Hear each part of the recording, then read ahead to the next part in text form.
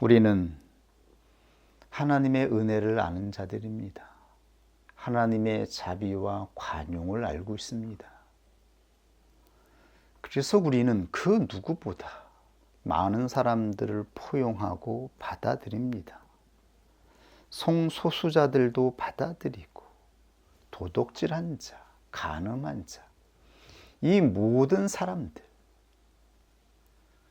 계층과 상관없이 그 사람이 많이 배우고 덜 배운 것과 상관없이 모든 사람들을 받아들일 수 있는 하나님의 은혜를 가지고 있는 자들입니다. 그러나 이 관용과 포용은 우리가 죄를 광고하거나 죄를 가볍게 여기는 데에서 이루어지는 것이 아니죠. 하나님의 명령에서 벗어난 것, 어긋나는 것들은 모두 죄임을 우리는 선포하는 자들이며 경계하는 자들입니다. 그러나 누구든지 자신의 죄를 회개하고 돌이켜서 예수 그리스도를 영접하면 우리의 가족으로 받아들이는 것입니다. 이것이 기독교에서 말하는 은혜이며 관용이며 포용인 것이죠. 다른 신을 섬기는 그 신을 인정하거나 받아들이는 것이 아닙니다. 하나님의 십계명을 증거하고 있습니다. 하나님이 명령하신 계명은 해도 되고 안 해도 되는 것이 아닙니다. 우리가 반드시 행해야 하는 것입니다. 하나님께 택함을 받은 자들은 모두 하나님이 명령하신 계명으로 그들이 하나님께 드려야 할 마땅한 것들을 준비하게 될 것입니다. 오늘 이 시간에 증거할 계명은 첫 번째 계명입니다. 첫 번째 계명은 유일신앙을 명령하고 있습니다. 유일신앙은 두 가지를 금지하고 있는데 하나는 다실론 신앙이고 또 다른 하나는 단일 신앙입니다. 다실론 신앙에 대해서는 지난주에 우리가 살펴보았습니다. 한 사람이 하나님뿐만 아니라 여러 개의 신을 섬기고 영접하여 살아가는 것이죠. 하나님은 철저하게 유일한 신앙을 명령하고 있습니다. 이것을 우리가 명심할 수 있기를 원합니다. 오늘 살펴볼 것은 유일한 신앙이 명령하는 또 다른 하나, 단일 신앙을 경계하고 버려야 한다라고 하는 것입니다. 단일 신앙은 유일 신앙이 아닙니다.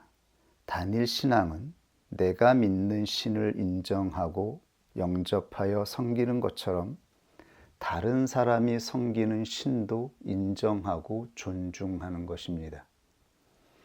즉 나의 신뿐만 아니라 다른 사람이 섬기는 신도 존중하는 것이죠. 이것은 사람을 존중하고 배려하는 지성적인 사고에서 나온 것이라고 할 수가 있습니다. 사람이 성장하여 지성의 눈을 뜨게 되었을 때에 사람은 이 단일 신앙에 대해서 선하고 좋은 것으로 바라보게 됩니다. 하나님의 진리의 성령을 통하여 하나님이 명령하신 명령의 본질이 비추어지지 아니하면 이 단일 신앙에 대하여 받아들이고 이 단일 신앙이 가지고 있는 위험에 대해서 망각할 수 있습니다. 단일 신앙은 내가 믿는 신앙을 존중하는 것처럼 다른 사람이 믿는 신앙에 대해서도 존중하는 것입니다. 외적으로 볼 때에는 참 지성적이고 훌륭해 보이기까지 하는 것이죠. 그런데 하나님은 왜 이 단일 신앙을 금지하고 배척하라고 말씀하셨을까요? 이것은 이스라엘 역사를 통하여 그 이유가 충분히 증거되고 있습니다.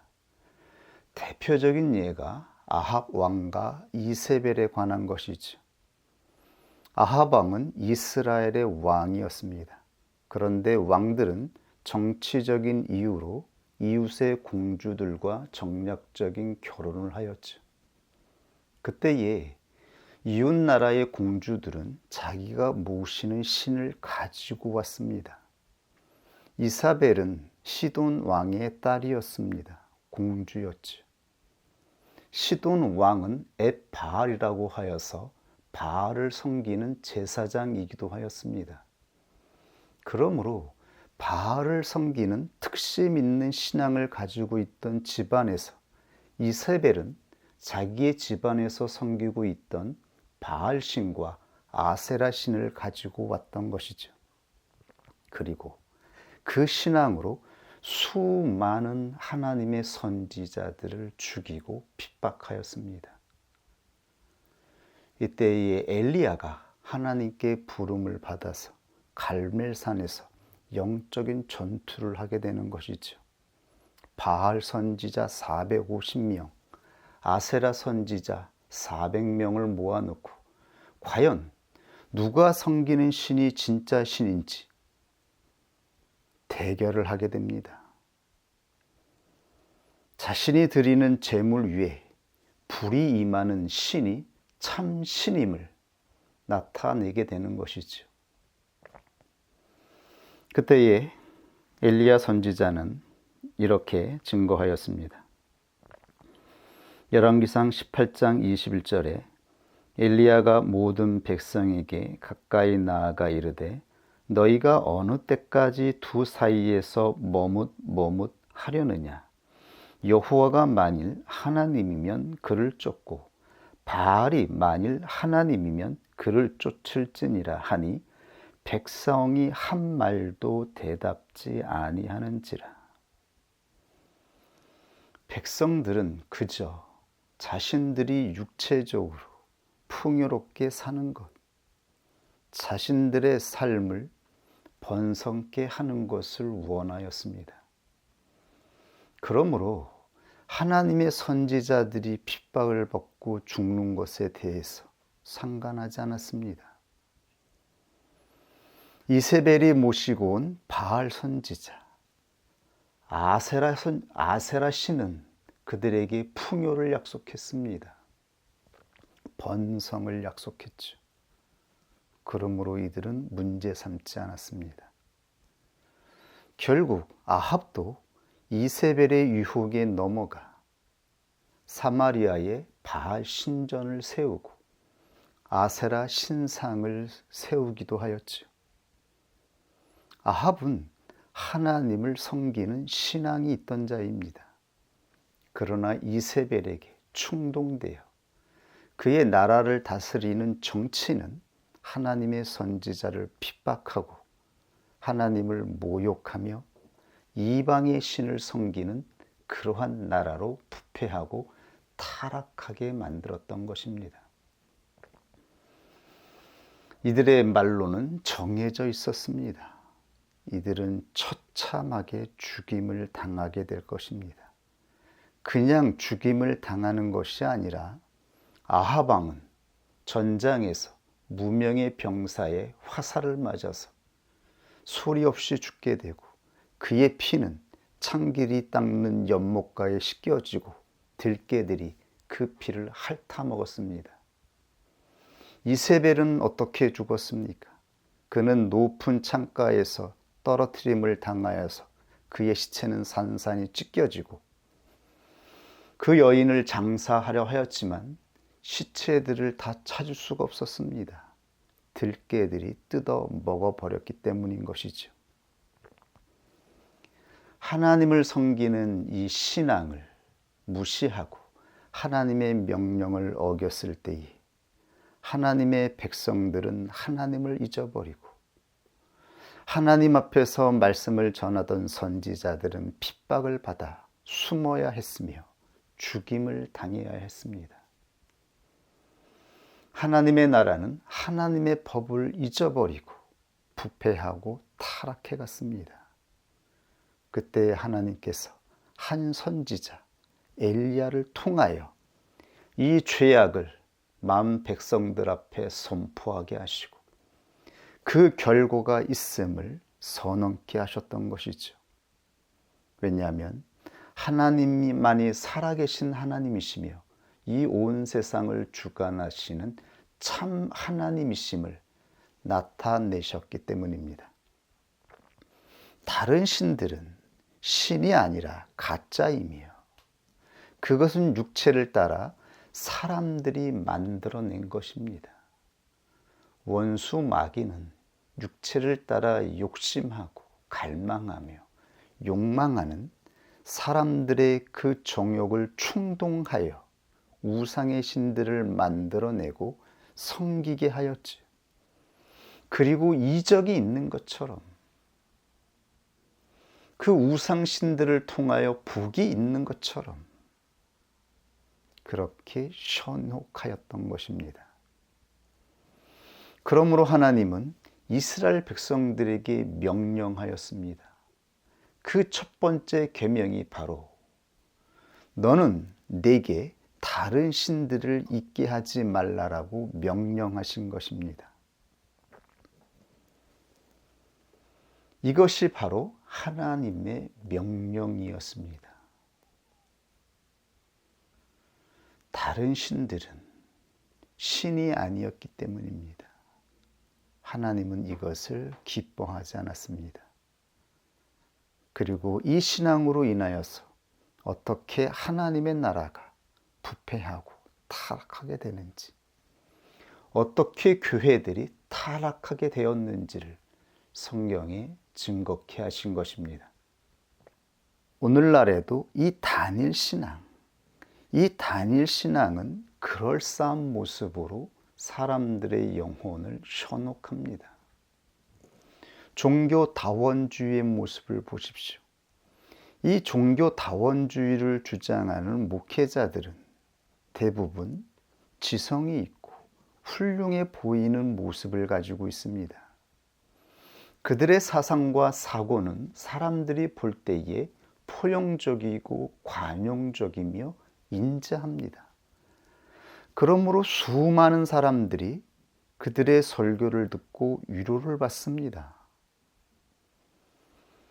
그리고 그들은 이 분들의 설교를 통하여 그분이 섬기는 신이 참 신이라고 믿게 되는 것이죠. 근데 그러한 분들 중에서 많은 분들이 종교다원주의 신앙을 가지고 있습니다. 나를 존중하고 귀하게 여기는 것처럼 다른 사람도 존중하고 귀하게 여겨야 한다라고 하는 이 좋은 생각을 가지고 그러한 신앙을 설파하는 것이죠. 종교와 종교가 모이고 다른 신들을 섬기는 자들도 포용하여 함께 살아가는 하나의 세계. 모든 사람들이 서로를 사랑하고 관용하고 포용하고 존중하는 그야말로 아름다운 세상을 소망하며 설파합니다.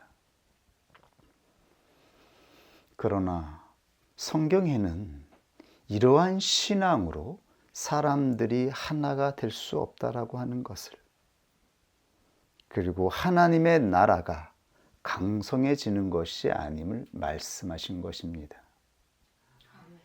결국 단일 신앙을 통하여 들어온 이방 신을 섬기는 자들을 통하여 하나님의 교회는 부패하고 타락하여서 정욕을 따라가게 될 것이며 교회는 무너지고 사라지게 된다라고 하는 것을 요한계시록을 통하여 하나님께서 예언하셨죠.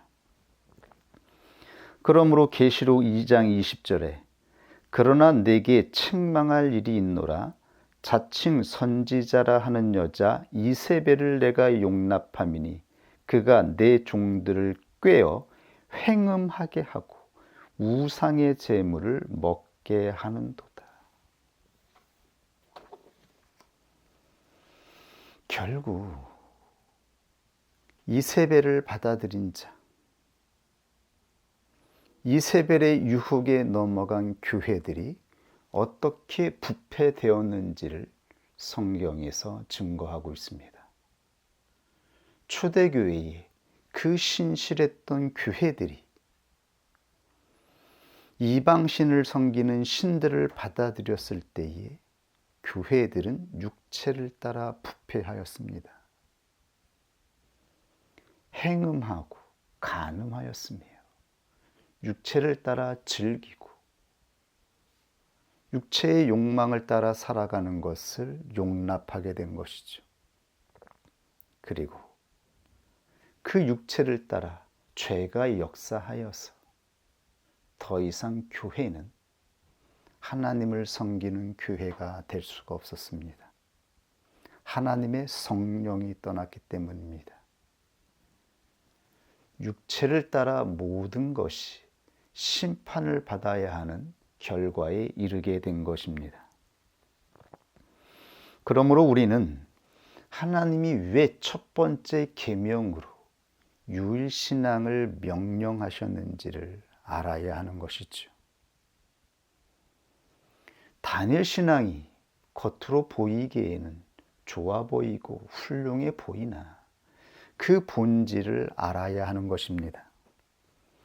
내가 믿는 하나님뿐만 아니라 다른 사람이 믿는 신앙도 존중하여서 그를 교회에 받아들이는 것, 이것이 과연 성경에 증거되어 있는 기독교의 은혜인가요? 기독교에서 말하는 관용과 포용일까요? 이러한 것들이 기독교에서 말하는 은혜로 둔갑되어서 교회들이 정치적인 이유와 목적을 가지고 우상을 섬기는 자들을 받아들이고 그들과 한편이 되어서 이를 도모하고 세상의 일을 취하기 위해서 나아갔을 때에 그 교회는 얼마 갖지 못하는 것입니다. 하나님께서 용납하지 않기 때문입니다. 이스라엘의 역사를 보십시오. 그리고 우리나라의 역사를 보십시오. 우상을 통하여 교회를 어지럽히고 더럽혔던 모든 권세 있는 자들은 하나님께서 그 마지막을 처참하게 수치스럽게 부끄럽게 하였습니다. 현재는 권세를 가지고 성공하는 것처럼 보이지만 결국 그 마지막이 그 사람의 모든 인생을 결산하는 것입니다. 마지막에 어떻게 죽느냐? 이것으로 하나님은 우리들이 살아간 이 삶을 하나님께서 보시는 삶으로 표적을 남기실 것입니다. 우리가 하나님의 계명을 따라 나아갔을 때에 그 삶의 결과가 어떻게 구별되고 하나님이 기뻐하셨는지 반드시 그 표적을 남기실 것입니다. 우리는 하나님의 은혜를 아는 자들입니다. 하나님의 자비와 관용을 알고 있습니다. 그래서 우리는 그 누구보다 많은 사람들을 포용하고 받아들입니다. 성소수자들도 받아들이고 도둑질한 자, 간음한 자, 이 모든 사람들 계층과 상관없이 그 사람이 많이 배우고 덜 배운 것과 상관없이 모든 사람들을 받아들일 수 있는 하나님의 은혜를 가지고 있는 자들입니다. 그러나 이 관용과 포용은 우리가 죄를 광고하거나 죄를 가볍게 여기는 데에서 이루어지는 것이 아니죠. 하나님의 명령에서 벗어난 것, 어긋나는 것들은 모두 죄임을 우리는 선포하는 자들이며 경계하는 자들입니다. 그러나 누구든지 자신의 죄를 회개하고 돌이켜서 예수 그리스도를 영접하면 우리의 가족으로 받아들이는 것입니다. 이것이 기독교에서 말하는 은혜이며 관용이며 포용인 것이죠. 다른 신을 섬기는 그 신을 인정하거나 받아들이는 것이 아닙니다. 그러나 간혹 우리의 모습이 배타적으로, 이기적으로 나타날 수 있습니다. 때로는 폭력과 강압으로 나타날 수도 있습니다. 이것을 조심해야 하는 것이죠. 하나님은 폭력과 강압으로 구원을 주시는 분이 아니기 때문입니다. 구원은 하나님께서 죄인들에게 주신 가장 큰 은혜의 선물입니다. 값없이 주신 선물입니다. 자신의 아들 독생자 예수 그리스도를 죽이기까지 하셔서 주신 사랑의 선물입니다. 우리는 핍박을 받으나 핍박하는 자들이 아니며, 우리는 폭력과 강압을 받고 핍박을 받을 수 있으나 핍박하는 자가 되어서는 안 되는 것이지요. 왜냐하면 우리는 하나님의 은혜가 그냥 주어지는 것이 아니라 오랜 인내와 기다림을 통하여 그 은혜의 결과 성취가 이루어진다라고 하는 것을 아는 자들이기 때문입니다. 왜 기다려야 할까요? 하나님은 가장 높은 공의와 정의로 모든 것을 판단하시고 결산하기 때문입니다. 하나님은 즉각적으로, 강압적으로 심판하시는 것이 아니라 그 사람의 공과 악을 따라서, 선과 악을 따라서 정의롭게 심판하시기 때문입니다. 하나님은 아합이 하나님의 말씀을 듣고 회개하고 금식하였을 때에 그를 불쌍히 여기셔서 그의 집안, 그의 왕족을 나중에 가서야 예후를 통하여 이세벨과 함께 멸망시켜 버리셨죠. 하나님은 공의로우신 분이십니다. 그러므로 때로 하나님의 은혜의 결과가 나타나기까지 우리가 생각한 것보다 오래 기다려야 할 수도 있습니다. 인내해야 할 수도 있습니다. 그러나 우리는 이 인내를 통하여 우리의 믿음이 시험받고 하나님이 주신 참된 구원 얻는 믿음이 증명되고 하나님이 주신 구원 얻는 믿음이 참으로 하나님의 선물로 우리에게 주신 영생 얻는 믿음임이 나타나기 때문인 것이죠. 그러므로 이사야 30장 18절에 이렇게 선지자는 증거하였습니다. 여호와께서 기다리시나니 이는 너희에게 은혜를 베풀려 하심이요. 여호와께서 기다리심으로 우리가 기다려야 한다라고 하는 것이죠. 일어나시리니 이는 너희를 긍휼히 여기려 하심이라.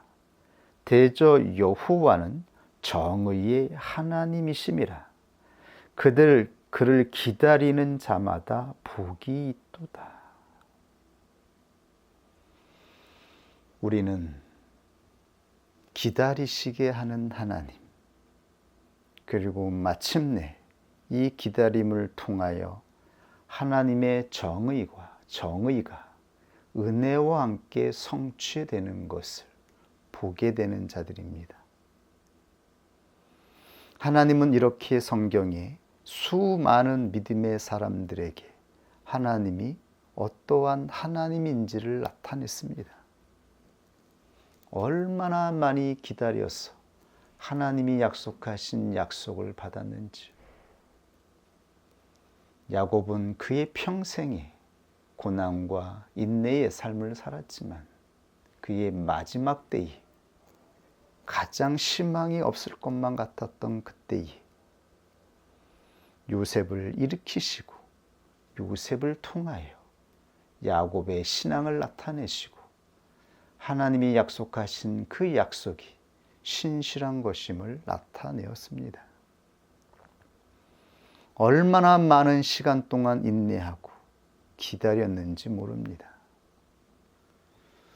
우리의 기다림도 동일합니다. 사람이 생각하는 그러한 시간이 아닌 것 같습니다. 우리는 너무도 짧게 생각합니다. 그러나 하나님은 온전하게 때가 될 때까지 하나님께서 행하시는 일이 얼마나 거룩하며 흠이 없는 것인지를 나타내실 때까지 정의롭게 은혜를 허락하여 주시는 분이십니다. 그러므로 이 하나님 앞에 신실하게 믿음으로 기다리는 자가 될 수 있기를 원합니다. 그러기 위해서는 우리의 육체를 따라 충동하는 이 모든 것들을 싸워서 이겨내야 하는 것이죠. 하나님께서 명령하신 명령이 지금 우리에게 선포되고 있습니다. 너는 나 외에는 다른 신들을 내게 있게 말지니라. 유일한 신앙을 명령하고 있습니다. 이 세상을 창조한 하나님은 단 한 분뿐임을 선포하고 있습니다. 하나님이 모든 자연과 영혼의 주 되심을 선포하고 있습니다. 그 외에 어떠한 신이라 칭하는 것도 하나님이 창조하신 피조된 것에 불과하다라고 하는 것을 우리는 아는 자들이신 것이지요. 그런데 하나님은 말씀이시고 인격이십니다. 그래서 사람이 이해할 수 있는 언어로 자신의 뜻을 분명하게 증거하여 주셨습니다. 그리고 명령하셨습니다. 명령은 강한 의지, 주권적인 의지인 것이죠. 내 영혼의 주 되는 자만이 명령할 수 있는 것이죠. 주권을 가진 존재만이 자신의 의지로 명령할 수 있습니다. 그러므로 하나님은 인격이심을 자신이 택한 백성들에게 함께 하시며 관여하시며 통치하시는 의지를 가지고 있는 분임을 나타내셨습니다.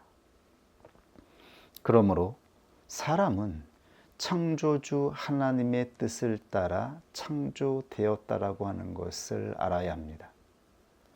하나님의 뜻으로 사람은 창조되었으며 하나님께서 금하신 죄가 있는 것이며 하나님이 기뻐하시는 선이 있는 것입니다. 그리고 이것을 하나님은 십계명으로 선포하셨습니다. 그러므로 모든 하나님의 택자들은 하나님의 계명 앞에 살아가는 것입니다. 이 계명이 하나님의 주권적인 의지입니다. 이것을 받아들이고 수납하는 자, 무릎을 꿇는 자들이 바로 시브리어로 바라크, 복을 받은 자들인 것입니다. 이 복이 우리에게 임하여 있습니다. 하나님의 명령이 우리들에게 선포되었습니다. 이것이 진정한 하나님께서 주시는 참된 복된 말씀입니다. 이 계명을 하나하나 잊지 말고 마음에 새겨서 이 나머지 인생을 살아가는 자가 될 수 있기를 원합니다. 우리 오늘 하나님이 주신 말씀 앞에 함께 기도하겠습니다.